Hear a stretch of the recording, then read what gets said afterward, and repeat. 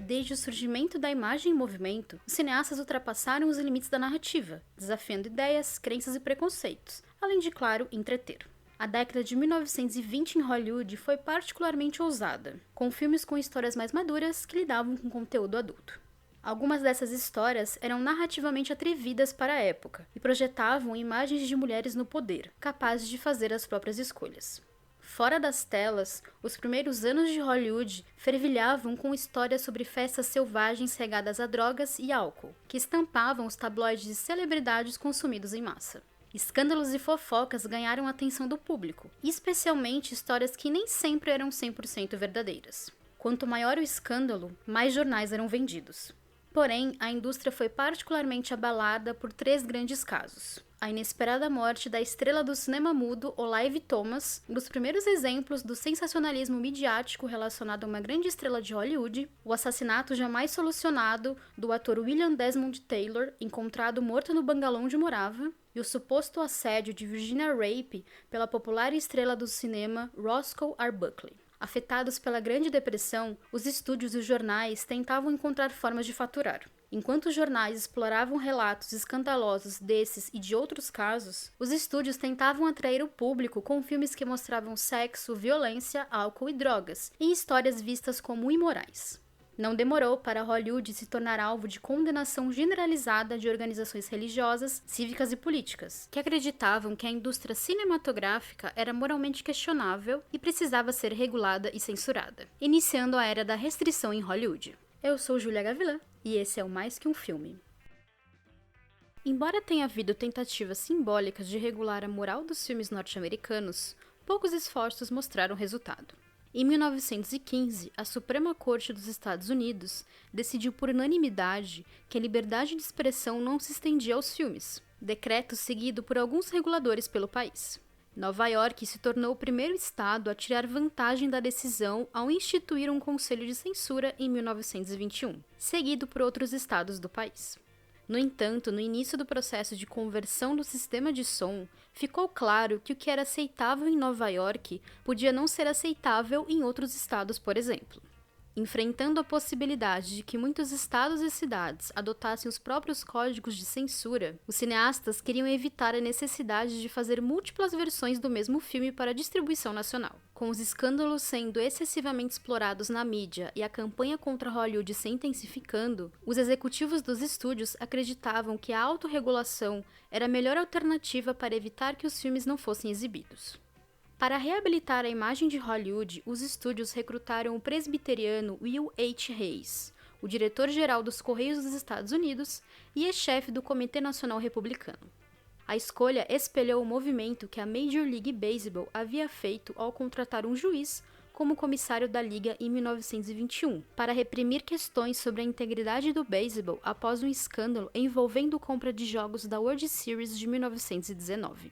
Hayes renunciou ao gabinete dos Correios em 1922 para fundar e se tornar o primeiro presidente da Motion Pictures Producers and Distributors of America, conhecida hoje como Motion Pictures Association. Na fundação, as empresas que faziam parte da MPPDA produziam aproximadamente 70 a 80% dos filmes feitos nos Estados Unidos. O foco principal da associação em seus primeiros anos era produzir uma forte e bem-sucedida campanha de relações públicas para assegurar que Hollywood permanecesse financeiramente estável e capaz de atrair investimento de Wall Street, enquanto garantia que os filmes fossem moralmente aceitáveis. Parte da construção dessa imagem foi a criação de um código de conduta para os atores na tentativa de controlar o comportamento fora das telas. Em 1924, Hayes apresentou um conjunto de recomendações apelidado de A Fórmula, que os estúdios foram aconselhados a considerar quando fossem produzir um filme. Além disso, ele também pediu aos cineastas que fossem ao seu escritório descrever os enredos dos filmes que planejavam fazer. Poucos anos depois, em 1927, Hayes sugeriu aos executivos que formassem um comitê para discutir a censura cinematográfica. Com base em itens contestados por autoridades locais, executivos da MGM, Fox Film Corporation e Paramount Pictures elaboraram uma lista que consistia em 11 assuntos que deveriam ser evitados e 26 a serem tratados com muito cuidado. Entre os assuntos que deveriam ser evitados estava o uso de expressões profanas, qualquer nudez licenciosa ou sugestiva, ridicularização do clero, tráfico de drogas, sexualização de crianças, qualquer sugestão de perversão sexual, escravidão branca, miscigenação, higiene sexual e doenças venéreas, cenas de parto e ofensa intencional a qualquer nação, raça ou credo. Já a extensa lista de assuntos que deveriam ser tratados com muito cuidado estava o uso de armas de fogo, roubo em geral e uso de drogas, simpatia por criminosos, sedição e qualquer sugestão sexual, seja cenas com beijos lascivos ou simplesmente um homem e uma mulher juntos em uma mesma cama, entre outros tópicos. A lista foi aprovada pela agência governamental Federal Trade Commission e Hayes criou um comitê para supervisionar a implementação das novas regras. Porém, ainda não havia uma forma de obrigar todos a cumprirem cada ponto listado.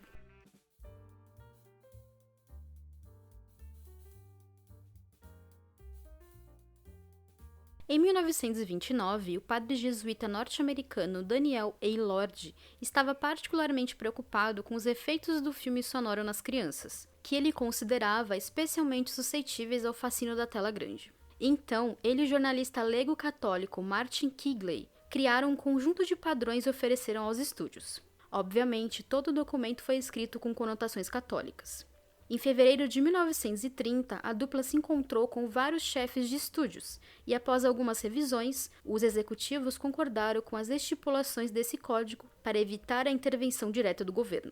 No final de março daquele ano, o MPPDA concordou em cumprir o código e o Comitê de Reis começou a supervisionar a produção cinematográfica e aconselhar os estúdios quando mudanças ou cortes eram necessários.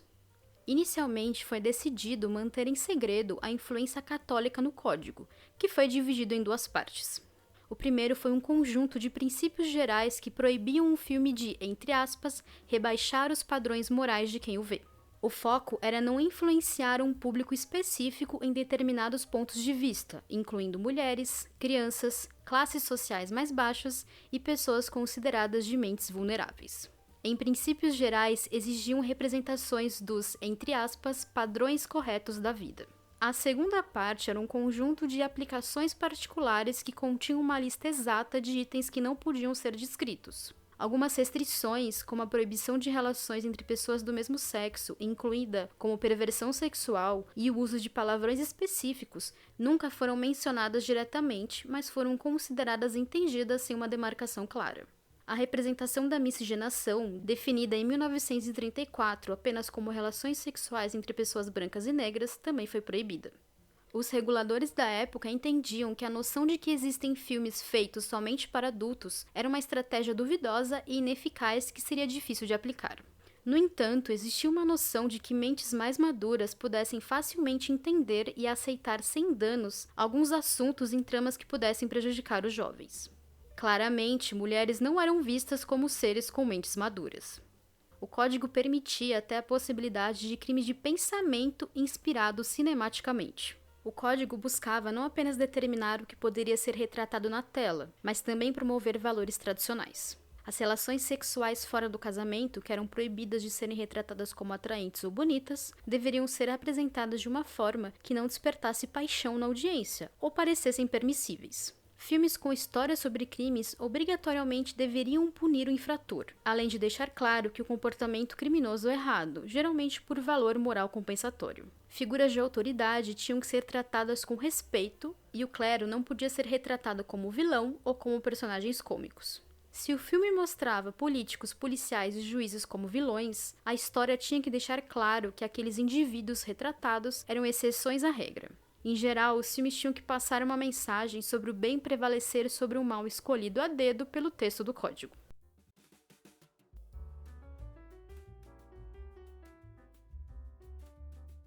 Em 19 de fevereiro de 1930, a revista Verity publicou todo o conteúdo do Código de Produção de Cinema, que ficaria popularmente conhecido como Código Reis. A matéria previa que os conselhos estaduais de censura cinematográfica logo se tornariam obsoletos. Lançado naquele mesmo ano, o drama musical O Anjo Azul foi o primeiro filme analisado pelo escritório e acabou sendo aprovado sem revisões, mas foi considerado indecente por um censor da Califórnia. Jason Joy, o homem responsável por aplicar o código no período, geralmente deixava passar alguns tópicos proibidos. E embora houvesse vários casos em que ele negociou cortes em filmes, uma quantidade significativa de material teoricamente reprovado chegou à tela. Com pouco poder, Joy tinha um fluxo intenso de trabalho, revisando 500 filmes por ano com uma pequena equipe. Seu sucessor, o Dr. James Wingate, lutou para acompanhar a enxurrada de roteiros enviados ao escritório e chegou ao ponto da Warner Bros. Enviar uma carta implorando para que acelerassem o ritmo das revisões. Em 1930, o escritório de Hayes não tinha autoridade para ordenar aos estúdios que retirassem materiais dos filmes, então os reguladores tinham que negociar com os cineastas. Para complicar, o processo de apelação acabava colocando nas mãos dos estúdios a responsabilidade de tomar a decisão final sobre o que deveria ou não deveria ser cortado. Algumas pessoas na época inicialmente ignoraram o código por acreditarem que a própria sociedade enxergaria a lista como uma censura conservadora. Por outro lado, houve muitos questionamentos públicos sobre alguns elementos presentes no código, como a definição de crime e justiça em tela, além da necessidade de sempre apresentar o clero por um viés positivo. Fato é que Hollywood estava preocupada em buscar renda de todas as formas possíveis, e filmes que desafiavam o código atraíam o público. Sem a obrigação de cumprir todos os requisitos da lista, o desrespeito ao código tornou-se um segredo aberto, e muitos previam que ele sairia de uma piada para ser apenas uma memória. Tudo mudaria em 13 de junho de 1934, quando uma emenda do Código estabeleceu o Escritório de Administração do Código de Produção e exigiu que todos os filmes lançados em ou após 1º de julho daquele ano deveriam obter certificado de aprovação antes de serem lançados. O primeiro filme a receber o selo de aprovação foi O Mundo Marcha, drama dirigido por John Ford naquele mesmo ano. Sob a liderança do proeminente leigo católico Joseph A. Breen, os escritórios da administração aplicaram com rigor o código de produção, mudando roteiros, cortando cenas e desaprovando conteúdos. O poder de Breen em modificar roteiros irritou muitos escritores, diretores e magnatas de Hollywood, como no caso das mudanças exigidas no roteiro de Casablanca, filme dirigido por Michael Curtiz em 1942. Ainda em 1934, a primeira grande censura envolveu o filme Tarzan and His Maid, uma ação de aventura que tinha breves cenas de nudez envolvendo a dublê da atriz Maureen O'Sullivan. Todas as cenas foram editadas a partir do negativo do filme. Outro caso famoso envolveu o faroeste O Proscrito, lançado em 1943. Concluído em 1941, os reguladores negaram certificados de aprovação e mantiveram a produção fora dos cinemas por anos, porque a publicidade do filme teria destacado demais os seios da atriz Jane Russell. Mais tarde, o produtor Howard Hughes acabou convencendo Breen de que a publicidade não violava o código e o filme pôde ser exibido. Outro ponto importante é que o código de produção também se envolveu em censura política, especialmente no período da guerra na Europa, quando os reguladores impediram a produção de vários filmes antinazistas. Quando a Warner Bros. Quis fazer um filme sobre campos de concentração nazistas, o escritório de produção o proibiu, citando que o código impedia a produção de filmes que retratassem outros países sob uma luz desfavorável. O impedimento acabou em 1938, após o FBI descobrir uma rede de espionagem nazista. A partir daí, os estúdios hollywoodianos começaram a fazer filmes que abordavam o tema com a anuência do governo federal, que precisava de propaganda de guerra. Por mais de 30 anos, praticamente todos os filmes produzidos por estúdios nos Estados Unidos aderiram ao código, com exceção das produções feitas fora do sistema de estúdio convencional. O código começou a mostrar sinais de enfraquecimento no final da década de 1940, quando determinados assuntos tabus começaram a surgir em alguns filmes. A Motion Pictures ainda revisaria o código para torná-lo mais rígido em 1951. E Hollywood continuaria trabalhando dentro dos limites do código de produção ao longo da década de 1950, mais longe da pressão dos anos anteriores. O próprio governo norte-americano ajudou nesse processo. Em 1952, a Suprema Corte anulou por unanimidade a decisão de 1915 e considerou que a liberdade de expressão se estendia aos filmes, impedindo conselhos de censura de proibir lançamentos de produções. A decisão reduziu a ameaça da regulamentação governamental, que anteriormente havia sido usada como justificativa para a criação do código. Com isso, os poderes do código de produção sobre a indústria de Hollywood foram bastante reduzidos. Ainda no período, a indústria cinematográfica começou a enfrentar a concorrência da televisão, que estava sob um código de censura ainda mais restrito. Hollywood precisava dar ao público algo que a TV não podia oferecer. O crescente interesse em filmes internacionais também influenciou a decisão de estúdios e reguladores de desistirem de algumas proibições, como a miscigenação, adultério e prostituição. Na época, a Suprema Corte norte-americana também havia decretado que os estúdios serem donos de cinemas violavam leis antitrust, o que permitiu que filmes internacionais não vinculados ao código de produção tivessem espaço nas salas de cinema. Alguns filmes britânicos que abordavam abertamente tramas sobre homofobia, como Meu Passado Me Condena e Um Gosto de Mel, ambos de 1961, estrearam nos Estados Unidos, mesmo sendo uma clara violação ao código. A mudança na cultura norte-americana na década de 1950 também foi fundamental para o enfraquecimento das restrições.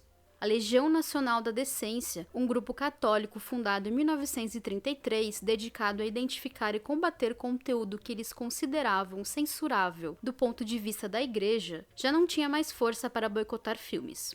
No início da década de 1960, os filmes começaram a lidar com temas adultos que não eram vistos nos filmes de Hollywood desde o início da década de 1930.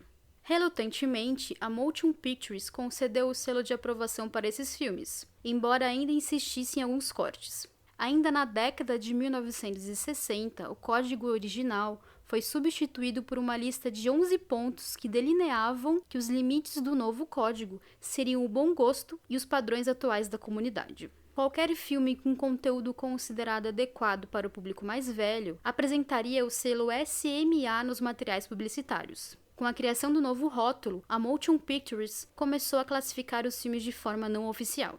No final da década de 1960, a fiscalização se tornou impossível e o código de produção foi totalmente abandonado, sendo substituído por um sistema de classificação que entrou em vigor em 1º de novembro de 1968. Ao longo dos anos, o sistema foi modificado até se tornar o sistema de classificação etária que conhecemos hoje. Eu sou Júlia Gavilã e esse é o Mais Que Um Filme. Me siga nas redes sociais para acompanhar o que eu faço por aí e para bater um papo comigo. Também siga o feed do podcast para não perder nada e conheça o Catarse do Mais Que Um Filme. Ou me pague um café via Pix. Até a próxima!